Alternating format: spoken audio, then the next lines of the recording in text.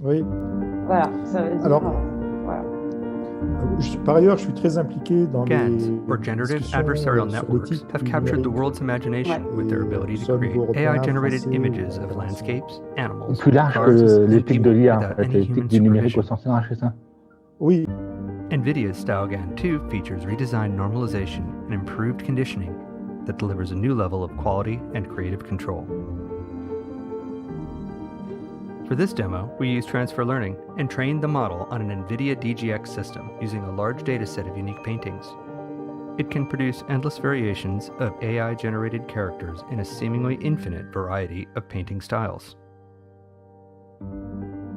With the prototype UI, we can fluidly create portraits by separately controlling the content, which is the identity, expression, and pose of a subject, and the artistic style, including the color palette, light quality, and brushstroke.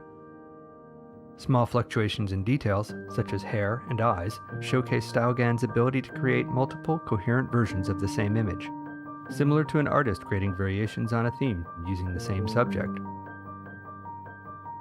We can explore different subjects for the portrait using a map of faces. Each is the result of a randomly generated input to the GAN. As we move around this map, the portrait subject smoothly blends between faces. Stopping between the long-haired girl and the man results in a subject whose appearance seems to lie halfway between the two. Notice that the painting style, the blue-gray background, and the light quality stay fixed as we navigate the subject map. The image grid on the left shows a style map. Navigating this map results in artistic changes to the portrait. Stopping between two styles creates a natural-looking hybrid between them. We can see that the subject's identity, expression, and pose remain fixed as we change the painting style. The StyleGAN deep neural network learned to separate elements of style from aspects of content. This was accomplished using a dataset where every image was unique in both style and subject.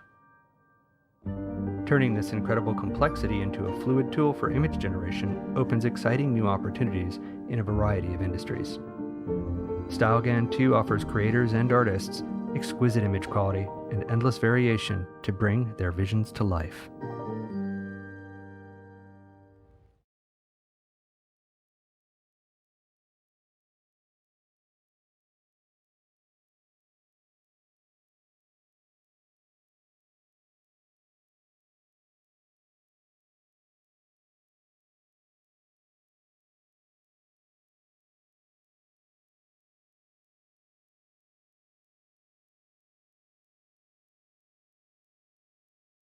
Et surtout, merci de nous avoir rejoints pour cette deuxième conférence de la semaine de l'intelligence artificielle. À mes côtés, Gauthier, membre de CASAR, le club dédié à l'intelligence artificielle. Bonsoir Gauthier. Bonsoir à toi, Rania. Je suis heureuse d'être aussi accompagnée ce soir de 5 intervenants de qualité. Bonsoir à tous et surtout merci d'avoir accepté notre invitation. Je vais commencer les présentations. Donc, à mes côtés, Paul Grisel, jeune entrepreneur et cofondateur de l'entreprise Thunder Content, qui est spécialisé et qui aide à la rédaction avec une IA. Vous le reconnaissez peut-être parce qu'il était là à la première conférence de la semaine de l'intelligence artificielle. Bonsoir Paul. Bonsoir à toutes, bonsoir à tous. À nos côtés aussi, Guillaume Leroy-Méline, CTO Data et IA chez IBM Service France. Bonsoir Guillaume. Bonsoir Rania, bonsoir à toutes et à tous. Aussi présente ce soir Véronique Ventos, fondatrice et directrice de recherche chez Nukai. Bonsoir à tous. Aussi présent ce soir Raja Chatila, professeur émérite à la Sorbonne Université et ancien directeur de l'Institut des systèmes intelligents et de robotique. Bonsoir Raja. bonsoir, merci. Merci à vous. Finalement, notre dernier invité, Guillaume Saint-Ciergue, ingénieur machine learning chez GKN Aerospace. Bonsoir Guillaume. Bonsoir et merci de m'avoir invité. Merci encore à vous tous d'avoir accepté de participer à cette table ronde durant laquelle nous questionnerons sur les IA créatrices. Mais avant de commencer la conférence, je vais rapidement laisser la parole à Gauthier qui va vous faire un petit rappel de ce sujet qu'on va traiter ce soir. Merci beaucoup, Rania. Alors, mon but, ça va être de vous expliquer en quelques mots qu'est-ce qu'une IA génératrice, ou aussi appelée les GAN. Donc, en fait, on va mettre un réseau de neurones chargé de générer une image, en parallèle avec un autre réseau de neurones, un adversaire, qui se charge de détecter si l'image générée est fausse ou non. Les deux réseaux sont entraînés ensemble, et au fur et à mesure de l'entraînement, les deux sont de plus en plus bons dans leur tâche. Et à la fin, on va garder uniquement le réseau de neurones qui va générer et qui va être capable du coup de générer de nouvelles données. Tous ces réseaux sont capables de créer des deepfakes ou plein d'autres applications. Nous avons par exemple DALL-E, qui est une application créée par OpenAI et qui est très efficace pour créer des nouvelles données à partir d'un texte. Donc, on va renseigner un texte dans un champ et à partir de là, on va être capable de créer des images. On a également les transformers aussi qui sont capables de générer du texte. C'est l'exemple de GPT-3 qui est capable de générer n'importe quel texte à partir de paramètres. C'est d'ailleurs actuellement considéré comme le plus grand et le plus puissant réseau NLP au monde. Et on a également, on a également le Learn from Anyone, qui est une application créée à partir de GPT-3, qui va permettre en fait d'échanger avec n'importe qui sur un sujet. En fait, c'est vraiment une très grande base de données, très puissante, et qui peut répondre à presque toutes les questions. Merci Gauthier, si tu as terminé. Merci. Donc, en tout cas, de réelles questions éthiques se posent lorsqu'on parle de la capacité de ces intelligences créatrices à créer du contenu, tout simplement, et c'est depuis en fait des années maintenant. Et nous voyons bien en fait le progrès qu'ont fait ces intelligences artificielles avec la vidéo que vous avez vue juste avant. En tout cas, ce soir, nous essaierons de discuter de ce sujet qu'on va traiter en deux parties. La première partie s'interrogera sur l'utilité de cet outil dans le processus créatif. Et une seconde partie, en fait, s'interrogera sur les dangers de cet outil-là, de ces intelligences artificielles créatrices. En tout cas, j'avais une première question pour vous ce soir, et ça serait, après avoir écouté ce qu'a dit Gauthier, pensez-vous qu'aujourd'hui, les intelligences artificielles créatrices peuvent-elles considérer comme réellement créatives? Créent-elles réellement, et pouvons-nous les considérer comme des intelligences artificielles créatrices et créatives? Je vais laisser la parole à Raja Chatila. Merci, c'est une question très importante, effectivement. Bon, tout d'abord, si on veut parler de créativité, il faut la définir. Je ne sais pas la définir, hein, je vous rassure tout de suite. La créativité, c'est une caractéristique humaine. Dans le domaine artistique, on dit qu'on crée, mais je ne sais pas définir ce que ça veut dire créer. Est-ce que créer, c'est ne pas s'inspirer des autres, ou est-ce que c'est s'inspirer des autres, de ce qu'on a vu, de ce qu'on a vécu, et puis fournir sa propre contribution? Est-ce qu'on part du néant pour créer quelque chose de nouveau? Vous voyez que cette notion de créativité, elle n'est pas évidente. Donc, quand on compare à une machine, et on a vu dans la vidéo, le programme mélange des styles, mélange des informations, mélange des images pour fournir une autre image et éviter le mot créer. Donc, on a écrit finalement un programme qui a appris, parce que c'est un système basé sur, comme Gauthier l'a expliqué, qui a appris à optimiser un certain nombre de paramètres pour fournir finalement cette image. Est-ce qu'il avait une intention créatrice? Non. Est-ce que la créativité est liée à une intention créatrice chez l'être humain? Je pense. Est-ce que le système comprend ce qu'il est en train de faire? Non. Est-ce que l'humain comprend ce qu'il est en train de faire? Il est guidé par des émotions. Quand il crée une œuvre artistique, il est guidé par un contexte.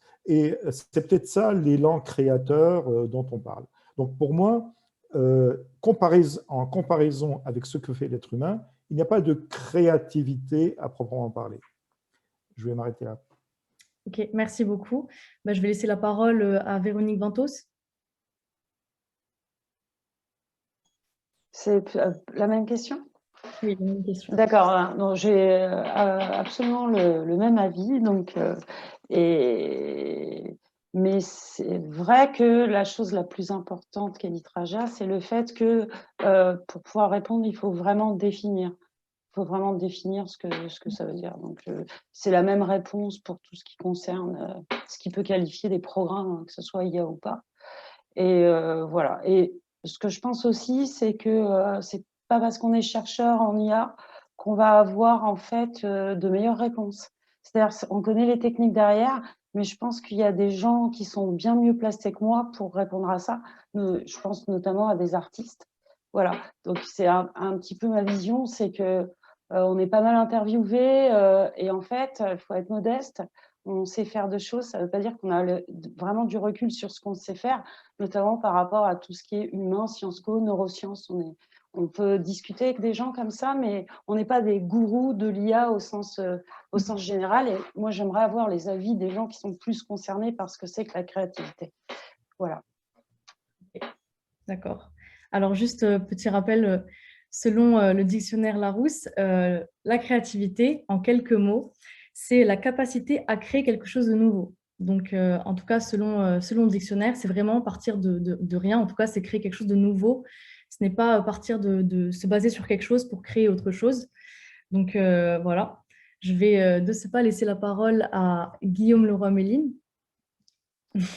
Alors, effectivement, hein, pour détailler un petit peu plus l'avis de Raja et de Véronique hein, sur la notion de créativité, la créativité humaine, effectivement, il y a une explication derrière. Parfois, il n'y a pas d'explication, c'est une émotion ou quelque chose qu'on cherche à faire.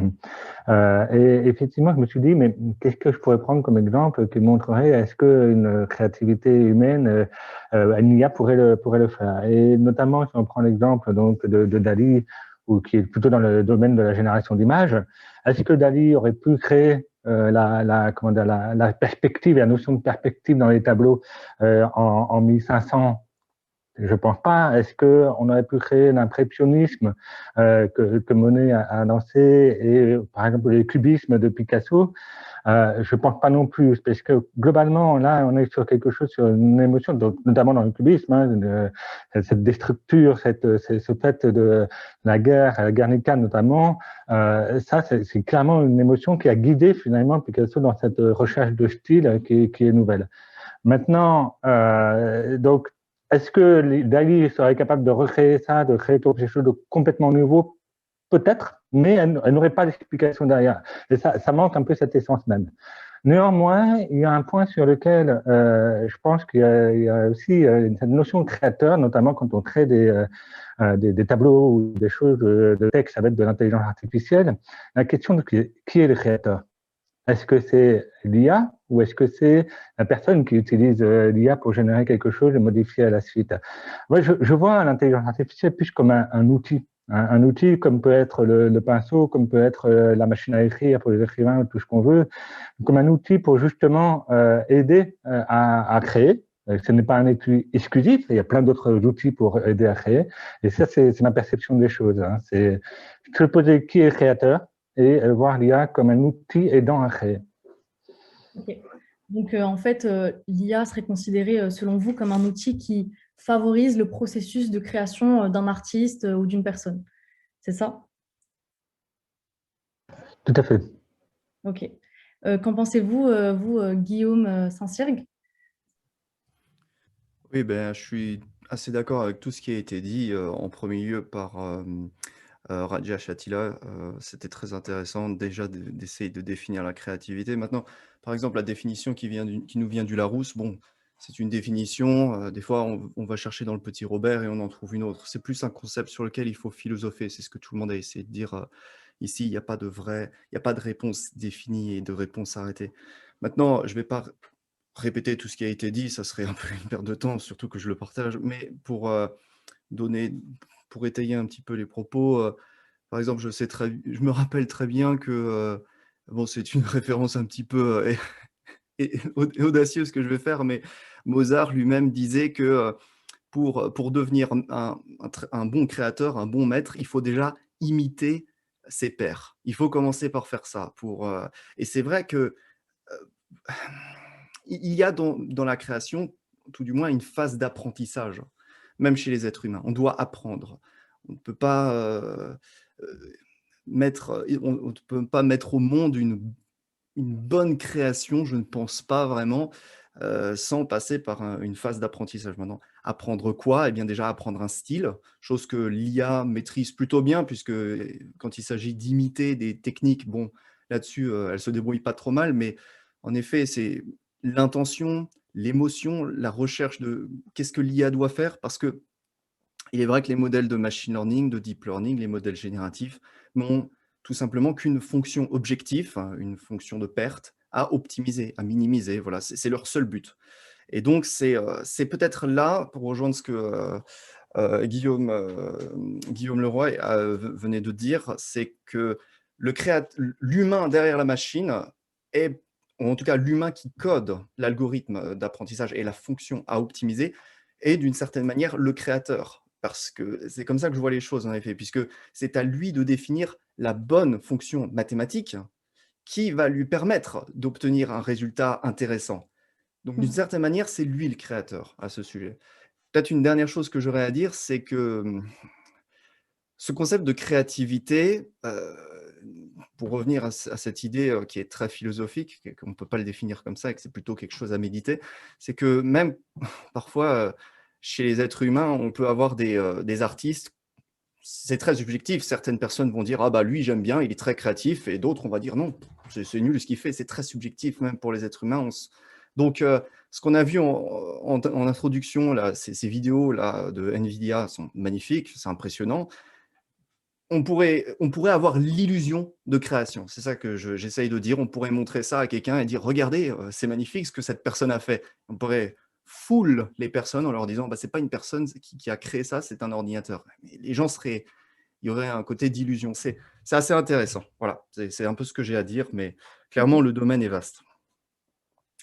Ok, en reprenant un peu vos dires, donc je vais poser la question maintenant à Paul Grisel, vu que je pense qu'il s'y connaît en ça, c'est plutôt, puisque votre entreprise se base sur de la création de texte, ça veut dire qu'il y a une IA en fait, qui va aider et permettre la création de texte à quelqu'un. Est-ce que vous partagez cet avis de finalement, ce n'est pas l'IA qui crée, mais c'est la personne qui va utiliser l'intelligence artificielle en question? Alors, il y a eu beaucoup de choses qui ont été dites effectivement sur la définition de créativité. Nous, on s'appuie vraiment, donc on s'appuie de GPT-3, donc qui est développé par OpenAI, qui permet justement la génération de texte principalement. Il y a DALL-E, le projet qui va être créé, et, certains intervenants en ont parlé, c'est pour la génération d'images. Et donc, l'objectif à long terme, c'est la création vidéo. Mais effectivement, aujourd'hui, il y a le côté 50%. Alors, je ne sais pas c'est quoi le pourcentage, mais il y a une part d'humain qui va amorcer l'écriture. Donc, amorcer, on va parler de créativité. Et après, le relais va être fait effectivement par GPT-3, donc l'intelligence artificielle. Et à la fin, le résultat, du coup, c'est un mélange des deux. Et si on veut vraiment forcer la chose, on peut mettre juste une petite intention humaine et que l'IA fasse le reste. Et du coup, à partir de là, est-ce que c'est la création de l'IA, de l'œuvre finale, donc le texte, ou plus récemment avec DALL-E, l'image finale, est-ce que ça a été créé par l'IA ou par l'IA a été un outil utilisé par l'humain, et du coup, on remet tout à l'humain, et tous les paramètres qui ont donc les paramètres envoyés à l'IA. Donc en gros, GPT-3 a scanné l'entièreté du web, Internet, et c'est comme si un humain avait lu tout Internet, et on lui dit, maintenant, tu n'as que ça comme connaissance, crée quelque chose. Est-ce que c'est lui qui a inventé quelque chose, ou il s'est juste inspiré de tout ce qu'il y a sur Internet? Donc voilà. Pour la créativité, en fait, on en revient toujours au même point, c'est un peu une boucle, mais qu'est-ce que la créativité et où est le début? Donc voilà, est-ce que c'est juste, on peut juste dire c'est de la recopie et ça essaie d'entremêler des choses déjà faites et de donner un résultat, et on appelle ça quelque chose de créatif, ou pas du tout? Mais effectivement, donc c'est Guillaume qui a dit ça, justement, si on crée donc par exemple un article avec Thunder Content, on le publie, c'est plutôt bien écrit, c'est ok, c'est créatif, et donc si on ne dit pas aux personnes qui lisent ah bah c'était écrit par une IA, est-ce qu'ils peuvent définir l'article comme créatif? Je pense. Donc voilà, pour moi. J'avais une autre question, donc c'était par rapport à ce qu'a dit Raj Chatila. Vous avez parlé d'intention créatrice, et je trouve quand même que c'est une notion intéressante, parce que si on essaie de définir aussi un peu ce qu'est la créativité, et ben, ça serait intéressant de se dire, est-ce que si ces IA n'ont pas cette intention créatrice, comme vous l'avez dit, alors on ne peut pas considérer qu'elles créent, tout simplement, est-ce que l'intention créatrice rentre dans cette définition de la créativité, selon vous? Finalement, est-ce que… Alors, ça, je ne vais pas me risquer à répondre. Je crois que Guillaume a bien résumé que c'est une question qui est difficile de définir la créativité. En général, on ne crée pas par hasard. On peut faire quelque chose de très beau par hasard. On peut faire, par exemple, d'ailleurs, un coucher de soleil est très beau. Est-ce que c'est une œuvre artistique? Qui est l'artiste dans le coucher du soleil? Et donc la beauté, la sensation du beauté n'est pas forcément liée à une créativité. Mais chez l'artiste humain, il y a une intention à un moment donné qui se traduit par une création, je pense de manière générale, mais je ne veux pas dire de bêtises. Véronique a bien dit qu'il faut aussi laisser parler les créateurs en question. En tout cas, chez l'intelligence artificielle, clairement, il n'y a pas cette intention. Et GPT-3 peut, avec tout le savoir du monde, c'est-à-dire celui qui est sur Internet, peut d'une certaine façon être créatif, puisqu'il a inventé un président des États-Unis au XVe siècle. C'est un test bien connu où GPT-3, on lui demande qui est le président des États-Unis à une date qui est vraie, et il répond. Puis on lui demande qui est le président des États-Unis en 1511, et il répond aussi. Donc, il est créatif d'une certaine façon, mais il n'y a aucune intention derrière. C'est juste pour dire qu'il ne comprend pas en fait ce qu'on lui demande et il va mélanger des informations. Ok. Ok, j'avais une autre question. Ça serait par rapport encore à cette capacité des IA créatrices. Pensez-vous que si, par exemple, nous, en tant qu'humains, on délègue des tâches, on va dire des tâches assez académiques ou faciles, je ne sais pas vraiment comment le décrire, mais toutes ces tâches à ces IA créatrices, pensez-vous que ça nous permet, nous, en tant qu'humains, d'être plus humains, en quelque sorte, de nous dépasser, de déléguer des tâches qui nous prenaient du temps de cerveau, finalement, pour utiliser ce temps de cerveau pour autre chose, pour peut-être plus créer, etc. Et donc, toujours utiliser ces IA créatrices comme outil.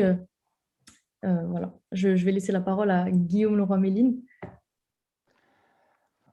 C'est un grand domaine. Je pense qu'il ne faut pas s'arrêter à juste GPT-3 sur les textes et DALL-E sur les images. Il y a d'autres endroits où justement l'IA peut être une formidable source d'inspiration pour la création, notamment dans la chimie ou dans les parfums.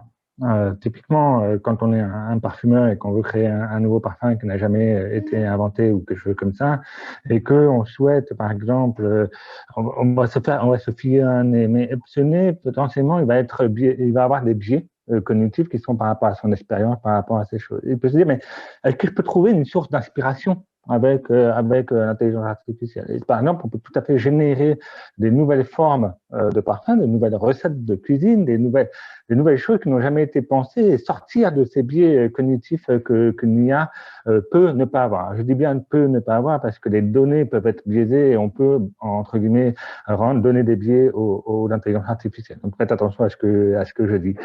Et donc, pour revenir à cette question, finalement, c'est cette assistance à la création, cette assistance finalement à découvrir des endroits où justement il y a des choses qui n'ont pas été inventées, cette capacité, comme le disait Paul, de prendre GPT-3, de dire j'initie finalement un processus de création par écrire les croix ou quelques premiers mots qui finalement sont issus de ma capacité à réfléchir à ce que je veux dire.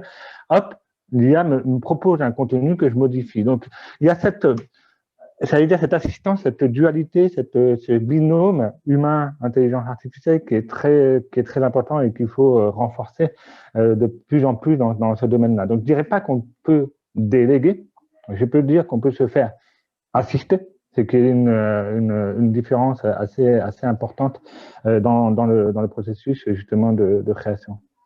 Ok. Merci. Qu'en pensez-vous, vous, Véronique Ventos?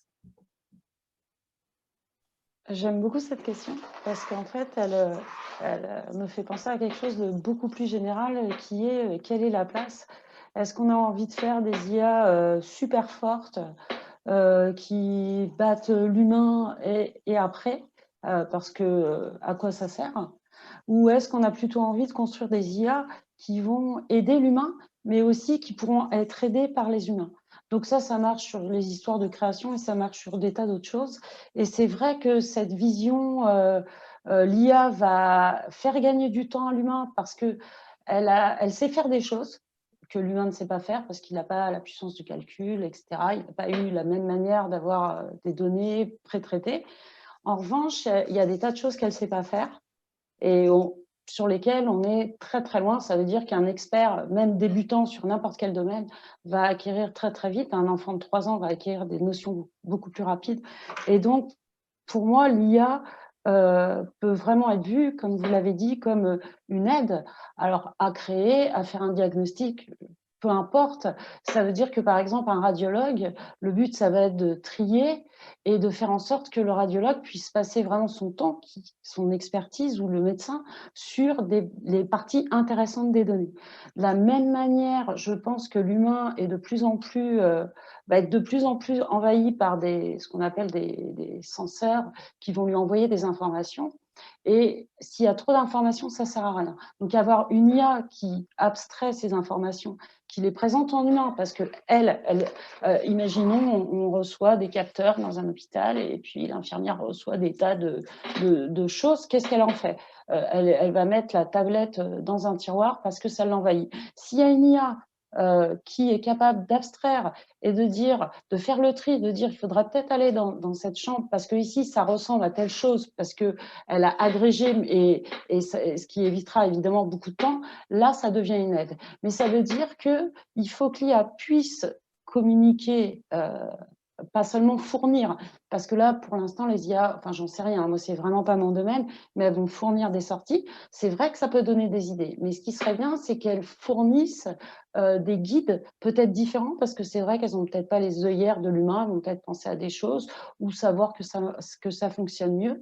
Et l'humain, c'est bien aussi qu'il puisse utiliser son expertise, qui est un moyen de l'entrer d'une certaine manière, pour avoir cette boucle humain-IA, humain-IA. Et c'est vraiment une question extrêmement intéressante et sur laquelle il faut se pencher parce que l'avenir de l'IA, entre guillemets, est extrêmement dépendant de cette question, en fait. Merci beaucoup. Je vais laisser la parole maintenant à Guillaume Saint-Cyr sur le sujet toujours, sur cette question de délégation, d'assistance. Oui, alors personnellement, je pense qu'on a besoin un peu des deux mondes, à la fois d'IA qui peuvent être complètement autonomes pour certaines applications sûrement, et d'autres justement qui sont plus des assistantes en effet. Par contre, je pense que lorsqu'on utilise un assistant, on a besoin de maîtriser l'outil, en effet, de comprendre vraiment comment il fonctionne et d'en avoir la maîtrise, c'est ça, d'avoir un outil déterministe, on dit en français. Voilà, pas quelque chose qui nous donne nécessairement des résultats aléatoires. Après, il y a certaines personnes qui peuvent aimer l'inverse. Ça dépend vraiment des cas d'usage, des cas d'application. Moi, personnellement, dans l'industrie, et pourtant, je travaille en recherche et développement, donc on nous demande parfois d'être créatif, mais la créativité dont on nous demande de faire preuve, elle ne peut pas être gratuite. Il faut toujours qu'il y ait un problème à résoudre et on n'encourage pas les gens à dépenser de l'argent pour des résultats au hasard. Il faut qu'il y ait un business case, il faut pouvoir justifier les choses qu'on va faire. Ça peut être un frein, ça peut aussi guider le développement. Ce sont des points de vue, vraiment. Il n'y a pas de personne qui aurait tort ou qui aurait raison à ce sujet. Par contre, je pense que l'art, si on reparle de créativité artistique, l'art est gratuit. C'est un point de vue. L'art est désintéressé. L'art n'a pas de... j'ai un peu fait d'histoire des arts, comme sûrement d'autres personnes qui nous écoutent, lorsque j'étais dans mes études. Voilà, moi j'avais appris, on m'avait enseigné que l'art n'avait pas d'utilité. Donc l'art n'a pas une fonction objective à optimiser, ce genre de choses. Et par exemple, on peut très bien aussi, c'est pour rebondir sur ce que Raja Chatila avait dit, je ne suis pas du tout en désaccord, hein, c'est juste un point de vue différent. D'ailleurs, je serais plutôt de son point de vue, quand il disait que un créateur a besoin d'avoir une intention. Bah, je vais essayer de me placer de l'autre côté de la barrière, même si je partage comme ce point de vue-là, en disant qu'il y a des fois des créateurs qui peuvent accoucher de chefs-d'œuvre, on n'en sait rien, mais de façon totalement gratuite, désintéressée et sans vraiment chercher à faire quelque chose en particulier. Je ne pense pas que ça soit le cas, mais c'est peut-être possible. Voilà, c'est ce que j'ai à dire à ce sujet. D'accord. Je vais laisser la parole à Paul Grisel et puis après, on va passer aux questions parce qu'il y en a déjà sur le chat. Ouais, on parlait de délégation, du coup d'assistance. Nous, notre objectif, justement, c'est de pousser peut-être les humains à aller plus loin dans la créativité. Donc, pour le moment, de rédaction de contenu, puisque l'objectif, en gros, on sait qu'avavec notre outil, enfin même GPT-3, ce qu'il propose, c'est que, et avec Thunder Content en plus, c'est la rédaction d'articles. Aujourd'hui, par exemple, tous les rédacteurs SEO qui sont sur des sites où on peut acheter 1000 mots rédigés sur un sujet, aujourd'hui, on est capable de faire mieux qu'eux pour 20 fois moins cher. Du coup, en gros, est-ce qu'on va remplacer ces métiers ou ces tâches-là de créativité? On va juste demander à l'humain d'aller plus loin dans la créativité, peut-être avoir une plus belle plume, mieux écrire, pour surpasser, pour aller plus loin que l'intelligence artificielle, ce qu'elle est capable de faire aujourd'hui. Et donc dans un mois, on va lancer cette nouvelle fonctionnalité-là aussi, pour faire des vidéos style à la brute, style Bloomberg.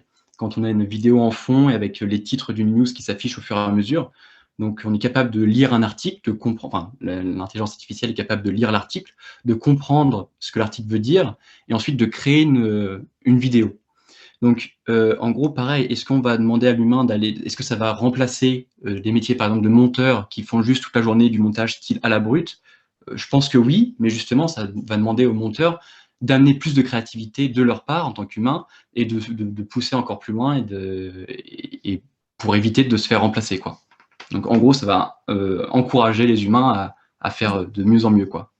Puisque les tâches simples, style 1000 mots écrits sur un sujet, assez vaguement, ça va être remplacé. Et les montages de vidéos style à la brute, Bloomberg, Huffington Post, pareil, ça va être remplacé. Donc les monteurs qui étaient spécialisés dans ça, il faudra qu'ils soient meilleurs, plus créatifs, plus ingénieux que ce qu'on est capable de faire aujourd'hui. D'accord. Je vais laisser Gauthier poser les questions maintenant. Très bien, donc du coup, nous avons plusieurs questions qui ont été posées dans le chat, notamment une question de Sharpio qui demande « Est-ce qu'il y a un cadre autour de la création par une IA ?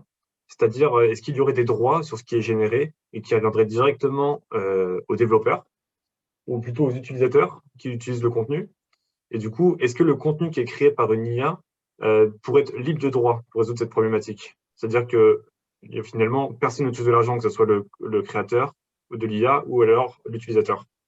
Qu'en pensez-vous de cette situation? On peut commencer par exemple avec Véronique. Vérontos, pardon.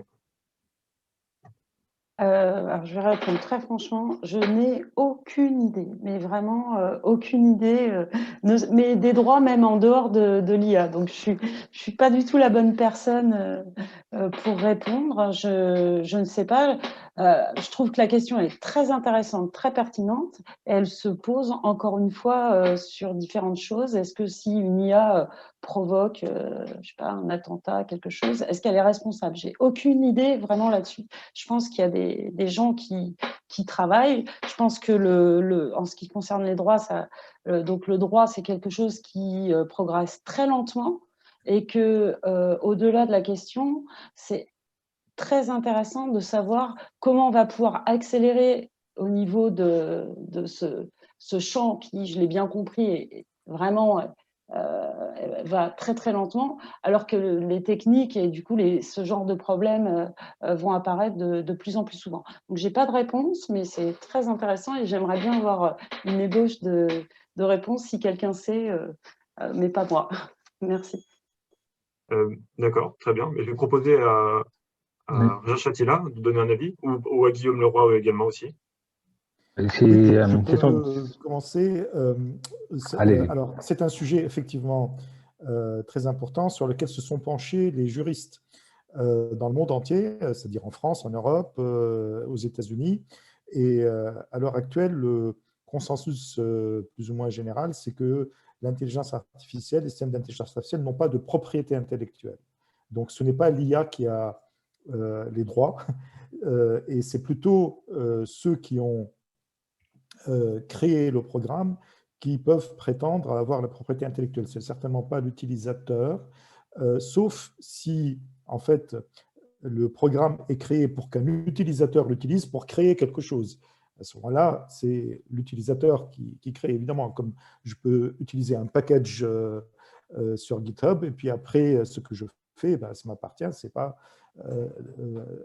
à celui qui a mis le système sur GitHub. Il y a aussi des questions de licence à ce moment-là qui peuvent être discutées.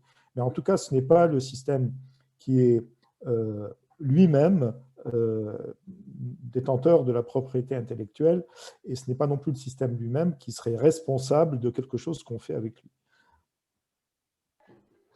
Pour compléter un peu, effectivement, hein, il y a aussi les systèmes de créateurs qu'on a parlé au début, hein, en l'occurrence les 3 familles d'algorithmes, sont des systèmes qui ont appris à partir de contenus de données. Donc, il y a tout aussi une question faut faire attention justement aux droits sur la donnée utilisée pour entraîner ces systèmes-là. Donc, il y a plein de modèles de licence de données d'entraînement qui existent, hein, de Creative Commons, du Public License et compagnie. Et effectivement, à partir du moment où on introduit dedans, dans ce corpus d'entraînement, une donnée qui appartient à quelqu'un sous une autre forme de droit qui n'est pas libre, à qui justement appartient le résultat de cette IA, puisque globalement l'IA, elle ne fait à ce stade, hein, dérive pour ces familles d'algorithmes-là qui ne sont pas générées par des mécanismes aléatoires, dérive en fait finalement à partir des données. Donc c'est une vraie question qu'il faut faire attention dans 3 aspects effectivement, comme le disait Raja. Et la première, c'est qui a créé effectivement cette intelligence artificielle, qui est à l'origine finalement des données qui ont servi à entraîner cette intelligence artificielle. Et 3, quelle est la finalité et quelle est qui va utiliser les données dérivées de cette intelligence artificielle. Donc tout ça, ce sont des sources de complexité en termes de droit autour de l'IA. D'accord. Merci beaucoup pour vos réponses à tous. Nous allons passer maintenant à une autre question qui est destinée, je vois, à Guillaume Saint-Cyr. Alors, la question, c'est est-ce que vous voyez d'un bon œil les technos IA qui vont pouvoir produire du contenu visuel? Et est-ce qu'à terme, il y a des métiers créatifs qui seront menacés? Que pensez-vous de ça? Je comprends tout à fait cette question. C'est une bonne question. C'est vrai qu'aujourd'hui, il y a de plus en plus d'outils qui sont créés pour aider ne serait-ce qu'aider justement les créateurs de contenu vidéo. Par exemple, Paul Grisel donnait un super exemple avant tout à l'heure avec ses futures vidéos style brut et tout. Enfin, ça peut être super intéressant. Bien souvent, ce sont les créateurs de contenu eux-mêmes, les créateurs de vidéos, qui les demandent. Et c'est la raison pour laquelle des grandes maisons comme Adobe investissent, mettent beaucoup d'argent là-dedans, parce qu'ils savent que s'ils ajoutent une fonctionnalité qui permet aux utilisateurs de Photoshop, aux utilisateurs des logiciels de montage vidéo, de gagner en productivité, forcément que les gens l'achèteront. Maintenant, est-ce que ça peut remplacer, des métiers à l'avenir? J'en sais rien. Je sais pas. Je peux pas prédire l'avenir, moi. Peut-être que oui, mais tout comme lorsque l'automobile est arrivée, voilà, on est passé des chevaux à Paris aux chauffeurs de taxi. Enfin voilà, aux chauffeurs de taxi. Enfin, les métiers évoluent, c'est le progrès. Après, est-ce que c'est bon ou pas? J'en sais rien. Je sais pas. C'est encore une fois une question éthique. Tout le monde n'aura pas le même point de vue là-dessus. Et même, tout le monde au sein d'une même culture n'aurait pas le même point de vue, mais tout le monde au sein d'autres cultures que la nôtre, la culture occidentale, voilà, on ne sait pas. D'accord. Merci beaucoup pour vos réponses. Nous allons maintenant passer à la seconde partie et je vais laisser Rania reprendre la main. Merci. On va passer à la seconde partie parce que déjà là, on a un peu dépassé sur le temps.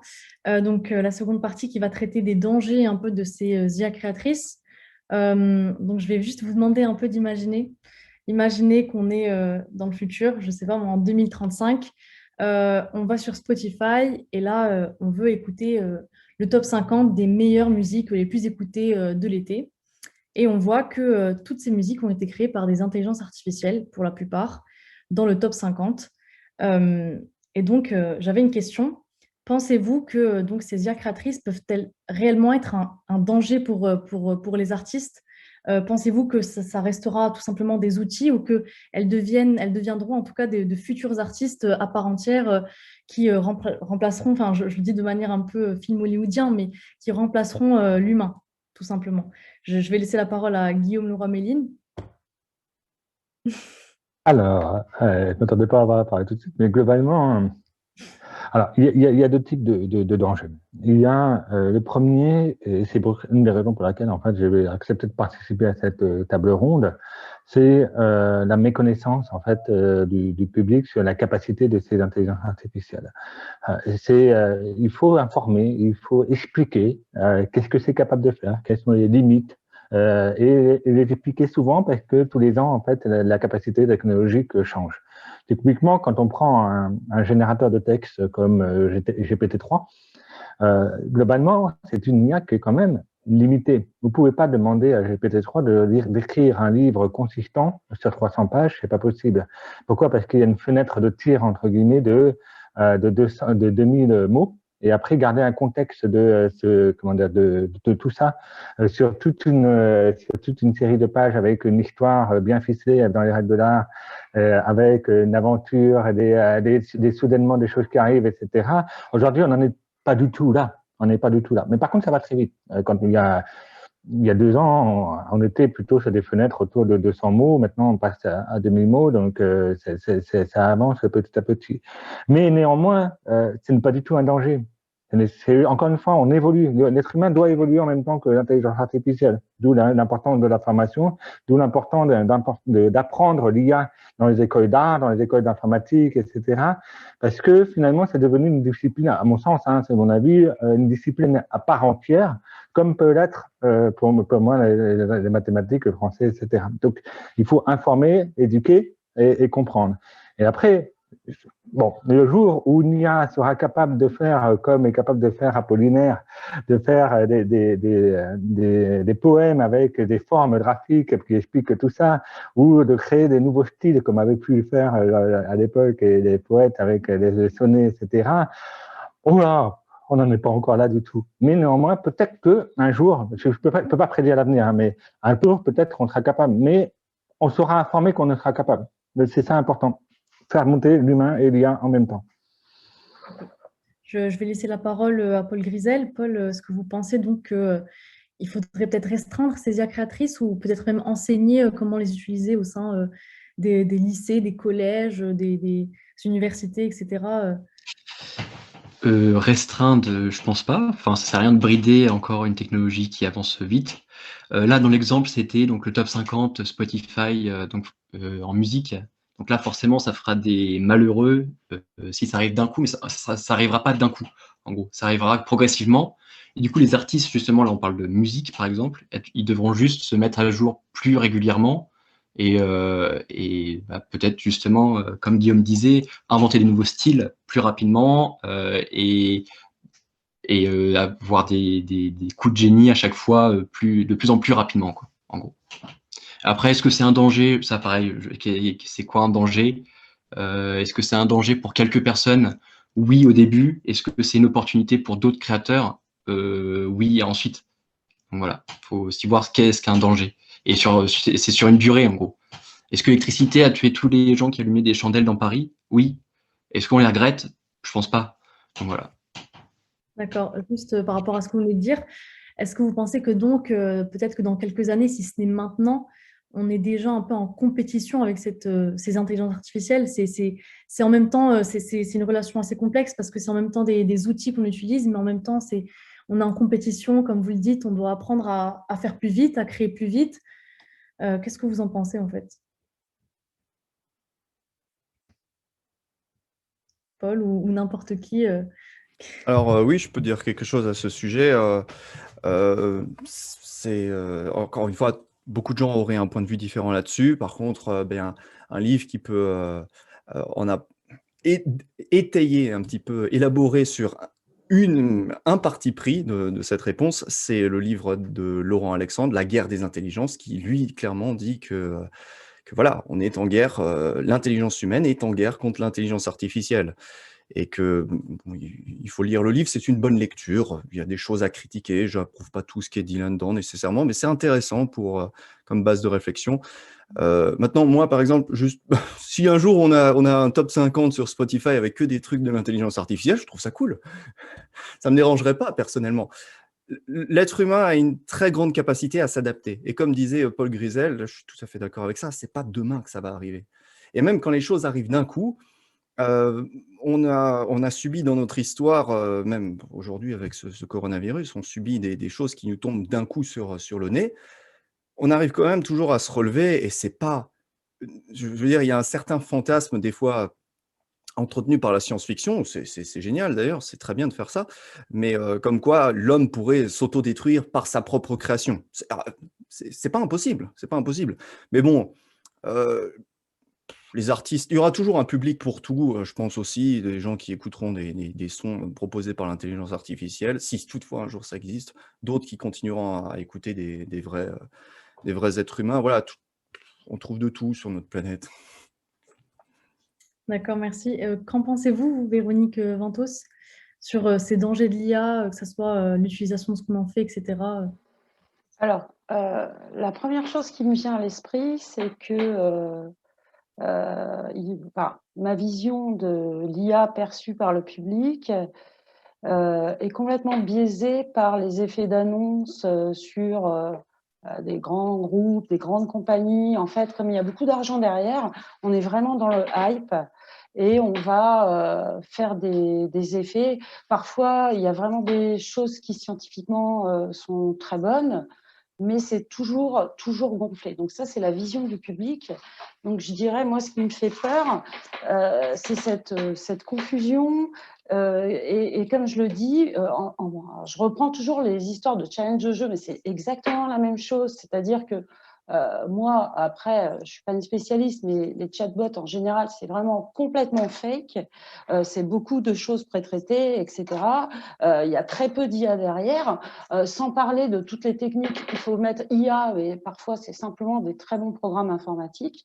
Et c'est ça qui me fait le plus peur, parce que je pense que c'est à cause de ces effets d'annonce, on a battu, on est les plus forts, parce qu'il faut montrer ça. L'humain lambda, qui ne connaît pas bien l'IA, peut prendre peur pour rien. Alors, je me souviens, j'ai rencontré des grands chercheurs aux États-Unis, vraiment des pionniers, qui m'ont dit, non mais attention, c'est eux qui sont à l'origine d'un système, voilà, je ne vais pas citer, mais qui permettait de faire de la reconnaissance vocale, etc. Et ils m'ont dit, non mais attention, c'était des milliards investis, et c'était, ah non mais attention, parce qu'il faut savoir que si l'IA commande la pizza, si on lui commande la pizza en donnant les ingrédients dans le mauvais sens, au moment où ils ont fait la grande communication, elle ne va pas comprendre. Donc, ça veut dire que les systèmes ne sont pas si au point que ça, ils sont pas, et notamment, je suis désolée, mais moi, GPT-3, j'ai entendu beaucoup de critiques, et j'aurais peur de GPT-3, pas « oh, ça va remplacer les humains », mais attention, parce que moi, ce que j'ai lu, et c'est vraiment pas des détracteurs d'OpenAI, c'est qu'il y avait énormément de génération de contenu toxique, raciste, etc. Parce qu'en fait, l'IA, elle est entraînée sur un immense volume de données qui viennent d'Internet, et il n'y a pas de méthode de détox qui soit efficace. Alors, je ne vous lis pas le passage sur l'Éthiopie, mais c'est ce qu'a écrit l'IA, mais c'est une horreur. Donc, ça va être des choses qui vont être racistes, qui vont être, je ne sais pas, machistes, tout ce qu'on veut. C'est plus ça qui me fait peur que le fait que ce soit de tellement bonne qualité qu'il y a des métiers qui vont disparaître. Alors, les métiers qui vont disparaître, alors je suis complètement d'accord avec Paul et Guillaume, qui sont plus des métiers où finalement une machine peut les faire à leur place, parce qu'il n'y a pas cette histoire de création, mais c'est plutôt des choses très ennuyeuses. C'est normal qu'ils disparaissent. Ça veut dire que, par exemple, les fraiseurs ont disparu. C'est pas choquant, hein, la société évolue. C'est pas ça qui, c'est pas ça. Le danger, je le perçois plus sur à la fois le côté hype et sur le fait qu'on va laisser donc des choses s'installer sans contrôle de l'humain. Parce que là, ça peut être dangereux parce que ça va être du contenu qui est pas vérifié. L'IA va absolument pas savoir qu'elle tient des propos racistes. Elle va dire « Ah bah oui, il se passe ça en Éthiopie. C'est sûrement dû à ça. » Alors, évidemment, si ça vous intéresse, j'ai vraiment les références de cet article qui est très intéressant et où malheureusement, ils disent que les détox méthodes sont très très loin d'être efficaces. Donc, c'est ma vision plus que la peur que les IA soient tellement, en tout cas, meilleures que les humains, qu'elles prennent la place de tout le monde. Non, personnellement, j'ai pas cette peur-là. Donc, je ne sais pas si ça répond à la question. Voilà. Merci beaucoup. J'avais une dernière question avant qu'on reparte un peu sur le chat. Beaucoup ne savent pas en fait comment ces IA créatrices ou ces intelligences artificielles en général fonctionnent. Moi-même, étant en études de communication, je n'y connais pas, enfin les dessous, etc. Spécialement et tout ça. Et j'avais une question en fait quand j'y pense maintenant. Les ingénieurs qui développent ces intelligences artificielles ont quand même un certain pouvoir dans le sens où ils ont la possibilité de penser l'avenir en quelque sorte, de penser comment sera dessiné l'avenir quand ils développent ces intelligences artificielles. Et ne pensez-vous pas que ça aussi, ça peut être un danger dans le sens où ne serait-il pas intéressant pour eux de penser cet avenir, de penser l'avenir des intelligences artificielles avec des personnes qui ne sont pas du tout dans ce domaine-là, penser ensemble peut-être ce qu'on veut faire de ces intelligences artificielles. Je vais laisser la parole à Raja Chatila. Oui, merci, c'est une excellente question et ça nous ramène à l'éducation, à la formation des ingénieurs qui développent l'intelligence artificielle, des scientifiques, et l'éducation aussi du public par ailleurs pour qu'ils comprennent ce que c'est et comment appréhender ces systèmes. Donc aujourd'hui, malheureusement, dans ce domaine de l'informatique de manière générale et de l'IA en particulier, il n'y a pas de code de déontologie à proprement parler. Donc, chacun fait ce qu'il veut. Donc, notre en fait, action, et à l'université en particulier, dans les écoles d'ingénieurs, c'est d'enseigner aussi les règles ou les principes éthiques sur lesquels doivent être fondées les conceptions de ces systèmes. Et pas seulement des principes. Donc, par exemple, au niveau de la Commission européenne a mis en place un groupe d'experts dits de haut niveau sur l'intelligence artificielle, dont j'étais membre, pour donner des orientations éthiques sur le développement de l'intelligence artificielle. Et on a énoncé 7 exigences. Exigence, ça veut dire que quand on veut créer le système, il faut que ce soit respecté.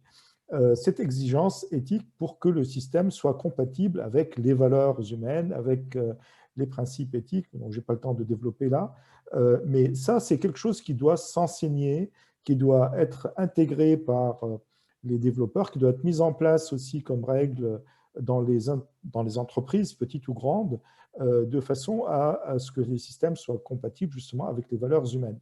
Et quand on dit ça, on entend parfois que ça va ralentir l'innovation.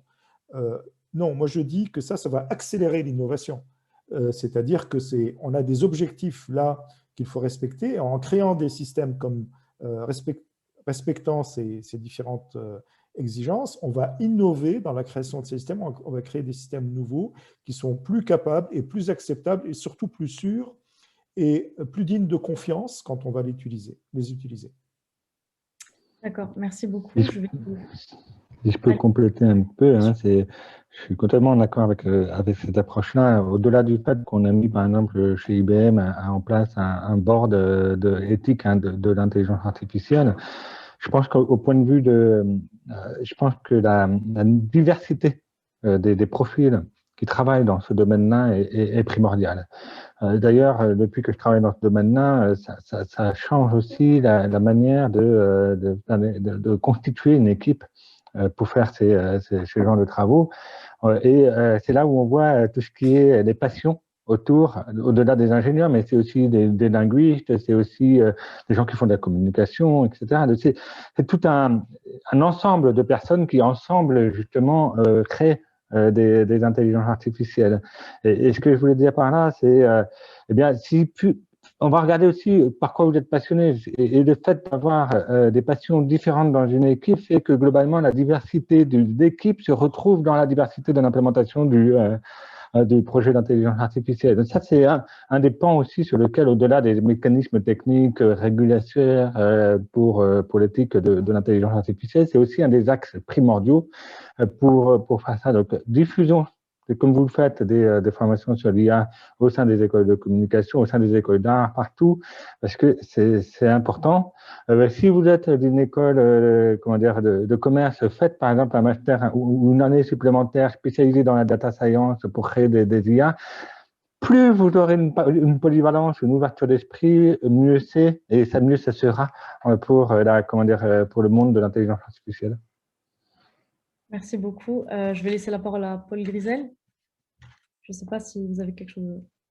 Ouais, donc moi je vais reprendre l'exemple de GPT-3 encore, sur est-ce que les ingénieurs pourront orienter un petit peu sur l'intelligence artificielle quand ils développent justement les outils. Il y a ça, donc justement on parlait de déontologie, de former les gens qui vont créer ces IA, mais aussi il y a les entrées, donc c'est-à-dire quel contenu on va donner à l'intelligence artificielle pour qu'elle s'entraîne. Donc là, avec OpenAI, quand ils ont pris les 175 milliards de paramètres, donc ils ont pris l'entièreté du web, et ça revient ce que Véronique a dit sur les propos racistes que GPT-3 peut dire. Justement, il y a déjà eu des filtres qui ont été faits juste pour... il y a plein de contenus sur Internet, donc pour retirer tout ce qui était raciste, etc., pour éviter que GPT-3, quand il génère du contenu, il dise des choses racistes ou des choses fausses, donc tout ce qui est fake news, etc., puisque sur Internet, il y a plein de fake news. Et il y a un premier filtre. Et donc, il y a le côté ingénieur pour filtrer ce que l'IA va sortir, mais aussi les entrées qu'on lui a données pour qu'elle s'entraîne. Et de là, OpenAI, aujourd'hui, c'est l'un de leurs plus gros combats, enfin leur plus grosse mission, c'est justement d'entraîner leur intelligence artificielle pour qu'il y ait de moins en moins d'erreurs. Moins d'erreurs sur justement tout ce qui est raciste, tout ce qui est xénophobe, enfin plein de sujets. Et donc, nous, quand on utilise leur solution, on doit, donc, quand ils ont fait l'audit de Thunder Content, et on doit leur dire si le contenu est choquant, si le contenu généré est plutôt bien cohérent avec ce qu'on dit. Et comme ça, eux, ils peuvent continuer à entraîner leur intelligence artificielle et donc, du coup, pas orienter avec des discours faux, enfin, quand ils vont générer du contenu, que ce soit pas des discours faux ou des discours racistes, comme l'article qui est sorti sur l'Éthiopie, c'est ça? C'était l'Éthiopie, il me semble. Ah, Véronique. C'est un article plus général sur le recul, quoi, en disant que c'est un système qui est super d'un point de vue technique, mais que c'est difficile, effectivement. Alors, tu dis qu'il va y avoir un filtre. Le problème, c'est que là, on s'attaque à la question du biais. C'est-à-dire, quel filtre on voit ça à travers les médias. Hein. Tout le monde sait que suivant, dire oui, fake, faux, etc., il y a des sujets, ça dépend vraiment du point de vue. Et là, je pense que c'est quelque chose qui me dépasse complètement. Alors, moi, ma vision de ce champ, c'est que ça sera d'autant plus efficace que tu es sur des domaines assez petits, en fait. Dire je vais tout faire, c'est bizarre.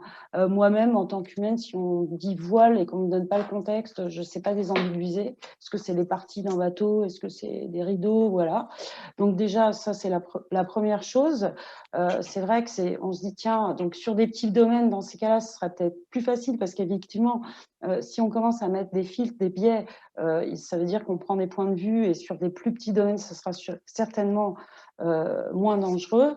Et je pense que l'avenir, ça sera aussi justement sur des petits domaines, on va pouvoir construire en accord avec des experts une théorie du domaine qui permettra d'être donné en entrée ou de pas. Alors après, ça peut être du pré ou du post-processing. mais je pense que c'est nécessaire. Et c'est vrai que même un humain, ou se dire je peux générer sur n'importe quel domaine, je trouve ça, on contrôle beaucoup moins.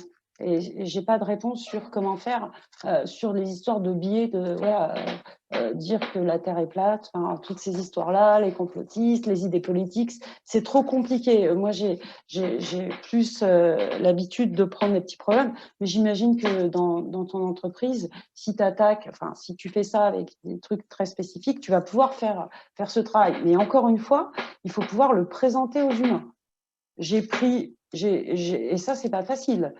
C'est pour ça que c'est idiot de demander à l'IA de s'autocorriger avec les trucs toxiques, machin.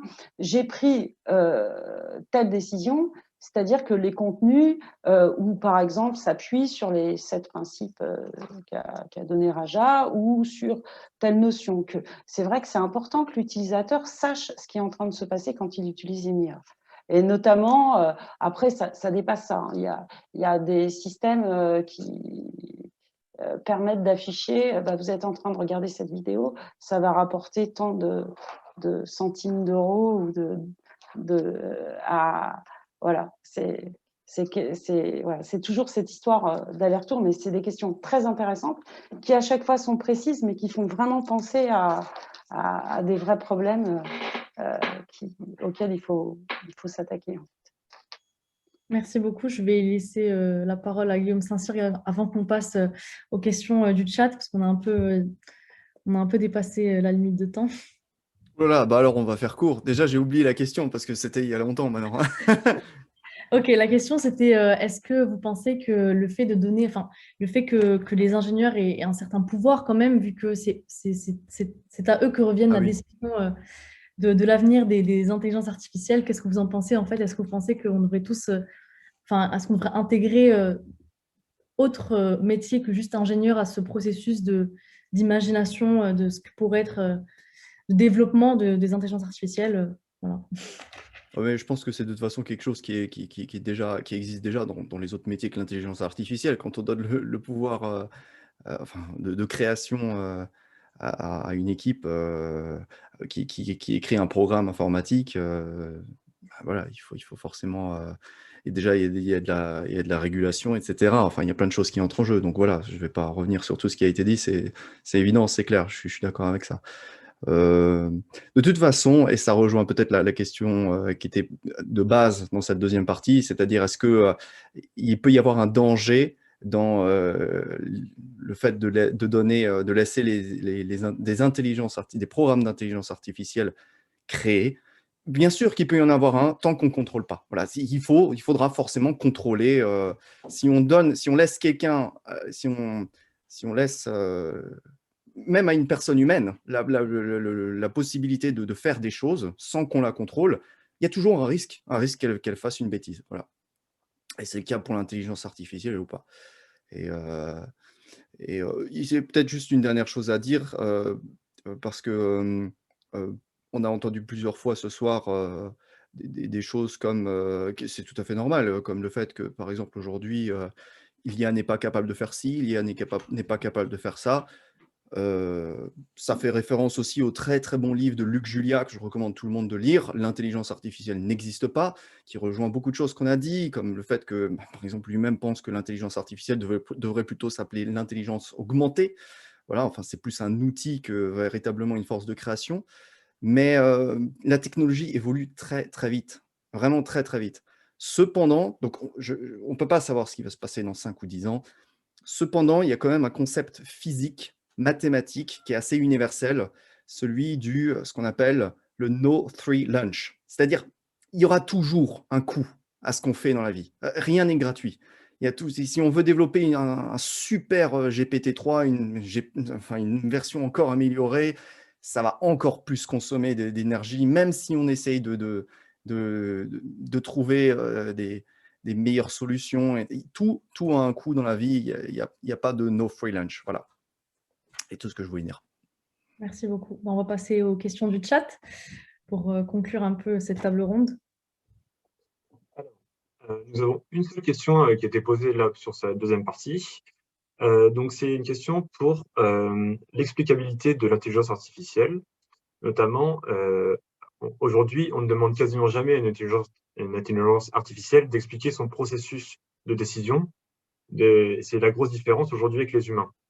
Donc maintenant, la question c'est, est-ce que pour faire accepter l'IA à tout le monde, l'explicabilité est une bonne solution? Je vais d'abord laisser la parole à Raja Chatila. Merci, c'est une excellente question. Alors, il faut bien savoir pourquoi on parle d'explicabilité. C'est parce que il y a, dans un système d'intelligence artificielle basé sur l'apprentissage profond, des milliards, des millions de paramètres. Et on a du mal à connecter les valeurs de ces différents paramètres qui sont issus d'un processus d'optimisation sur les poids synaptiques avec le résultat, avec la décision qui a été prise. D'autant plus que tout cela s'appuie aussi sur des données qui sont multiples et nombreuses et qui n'ont pas forcément toutes été validées d'une certaine façon pour leur absence, par exemple, de biais, etc. Donc, au final, on arrive avec des résultats, des décisions qui sont qualifiées. Elles ont une certaine précision, par exemple. Elles ont une certaine performance. Et on peut se contenter de cela. Mais on ne comprend néanmoins pas pourquoi on a abouti à cette décision. Alors, est-ce qu'on a besoin de comprendre? Je voudrais dire deux choses. La première, c'est que beaucoup comparent cela à ce qui se passe dans le cerveau humain, puisque on a aussi des milliards de paramètres, on a 100 milliards de neurones dans le cerveau, chacun est connecté 10 000 fois, donc on ne sait pas très bien expliquer pourquoi là je suis en train de dire ce que je suis en train de dire, n'est-ce pas? Seulement, je suis capable de vous expliquer quelque chose parce qu'on est humain, on a le même background, les mêmes valeurs, on sait s'expliquer et je peux vous dire pourquoi je prends telle ou telle décision sans entrer dans mon cerveau et regarder à la loupe ce qui s'y passe. Donc, quand on parle d'explicabilité de l'intelligence artificielle, c'est la question de confiance finalement qui est posée. Est-ce que je peux faire confiance à ce résultat? Et pour faire confiance à ce résultat, il faut que je puisse qualifier ce résultat, c'est-à-dire que, par exemple, dans le passé, le système a toujours eu raison, ou bien dans le passé, donc je m'appuie sur le passé, mon expérience, la confiance, le système a été validé, testé dans un contexte qui est celui que j'utilise. Donc, il a été certifié comme beaucoup d'objets techniques que nous utilisons. Pour moi, l'explicabilité est nécessaire pour avoir confiance dans le système. Et seulement, c'est compliqué à faire. Ce n'est pas un problème résolu. Certains disent que ça ne sera jamais d'ailleurs. Et pour qu'il le soit, il y a plusieurs démarches, il y a plusieurs méthodes. On utilise par exemple, des connaissances symboliques. On peut utiliser des GAN, on peut utiliser des méthodes dites de distillation. Enfin, je ne rentre pas dans les détails, mais il y a un besoin justement d'avoir cette explicabilité, d'autant plus que si les applications ou l'utilisation est dans un domaine critique, par exemple l'imagerie médicale, ou par exemple la gestion des réseaux électriques, ou par exemple la conduite automatisée, eh bien, si on ne valide pas le résultat, on ne peut pas avoir confiance dans le résultat. Et pour valider le résultat, il faut cette explicabilité. Et une dernière chose, l'explicabilité n'est pas quelque chose qui est identique pour tout le monde. C'est-à-dire que l'utilisateur qui n'est pas spécialiste, il a besoin d'une certaine explication. Pourquoi la voiture a tourné à gauche? Et on lui répond parce qu'il y a un embouteillage à droite, par exemple. Mais l'ingénieur, le concepteur ou celui qui a développé le système, il a besoin d'un autre type d'explicabilité pour comprendre son système, qui est beaucoup plus technique. Et puis, le PDG de la boîte qui développe le système, il a besoin aussi d'un autre type d'explicabilité. Donc, ce n'est pas un concept qui est non plus uniforme pour tout le monde. D'accord, merci beaucoup pour votre réponse. J'aimerais maintenant aussi donner la parole à Véronique Vinto sur la même question. Pensez-vous que l'explicabilité permettra de faire mieux accepter l'intelligence artificielle dans le futur? Alors, merci beaucoup de me donner la parole parce que là, pour j'ai plutôt des réponses parce que l'entreprise qu'on a cofondée avec Jean-Baptiste Plantin, Nukai, l'explicabilité, c'est vraiment notre marque, elle est au cœur de tous nos travaux. Donc, on a eu pas mal l'occasion de réfléchir à ce que ça voulait dire. Et il y a différents types en fait d'explicabilité, en dehors du fait effectivement qu'on ne va pas expliquer de la même manière si c'est un expert, un débutant, etc. Mais la première chose, c'est qu'il y a des domaines où de toute façon on ne peut pas faire sans explicabilité. Déjà, il y a des lois qui sont passées, mais des domaines comme la défense, comme la médecine, forcément, il faut une explicabilité. Il faut une explication, c'est-à-dire que, mais c'est pas une explication construite a priori, c'est vraiment la machine qui va par exemple dire au médecin, je recommande le traitement tant parce que le patient est âgé voilà, il a tel âge, tel poids, tel taux de triglycérides, cholestérol, et petit 1, c'est une explication qui va faire que le médecin va plus facilement l'accepter, hein, il ne va pas donner un traitement comme ça au patient. Et la deuxième chose qui est au moins aussi importante, c'est qu'à partir du moment où il a les éléments qui ont permis à la machine de prendre sa décision, si elle a fait une erreur, il peut la corriger. Alors que si elle lui renvoie juste un traitement, donc il peut lui dire « Oh là là, les triglycérides n'ont rien à voir dans la pathologie ». Parce qu'à partir du moment où on fait de l'induction, c'est comme les enfants, quand ils apprennent à parler et qu'ils commencent à générer des règles, ils font des erreurs. S'il n'y a pas la parole, les parents ne pourront pas corriger l'enfant pour lui dire « Non, non, là, ta règle, en fait, il y a une exception, etc. » C'est la même chose. Donc, si on arrive à fournir une explication par rapport à une décision, l'expert médecin va pouvoir dire « Ah non, ça n'a rien à voir ». Et dans ces cas-là, par exemple, sur les méthodes qu'on utilise, à partir du moment où on a vraiment une représentation avec des formules logiques, on va interdire à la machine explicitement d'utiliser l'attribut triglycéride puisque ce n'est pas probant pour l'expert. La troisième chose, donc il y a le côté obligatoire légalement, le côté aller-retour avec l'expert qui va permettre finalement, c'est le couple qui va arriver à peut-être une décision optimale et en tout cas avec une explication associée. Et la dernière chose, c'est que parfois, les décisions en tant que telles n'ont aucun sens si elles ne sont pas accompagnées, ou en tout cas très peu, d'une explicabilité. Ça rejoint un petit peu l'idée d'intention ou pas. Alors je vais encore une fois, je suis désolée, mais utiliser l'exemple du bridge. Au bridge, on peut très bien jouer une carte ou une série de cartes et avoir la meilleure note, hein, on gagne. Et en fait, quand on sort d'un tournoi, on va toujours dire « Très bien, ah ouais, tu as eu une bonne note, je ne suis pas sûre que ce soit bien joué, pourquoi tu as fait ça ?»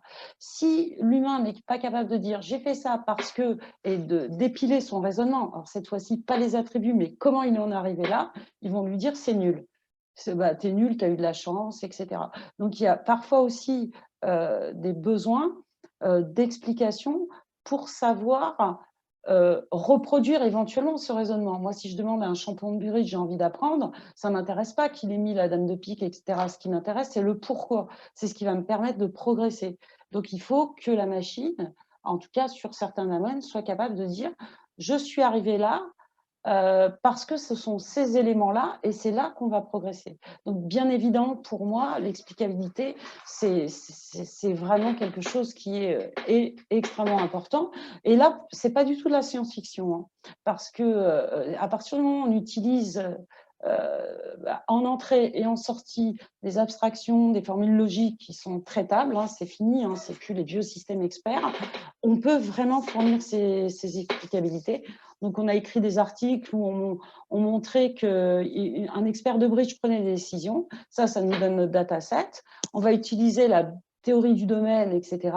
Et on va montrer son processus de décision, mais de manière explicite. Donc, l'idée, c'est qu'ensuite, si on ne va pas juste le mimiquer, comme on dit, on va en fait prendre les mêmes décisions en performance similaires aux siennes, mais également lui donner et donner éventuellement à des débutants qui ont envie d'apprendre son processus de décision et de manière complètement compréhensible par l'humain. Parce que l'arbre de décision, ça va être un arbre de décision avec des mots compréhensibles à la fois par la machine et par l'humain. Voilà.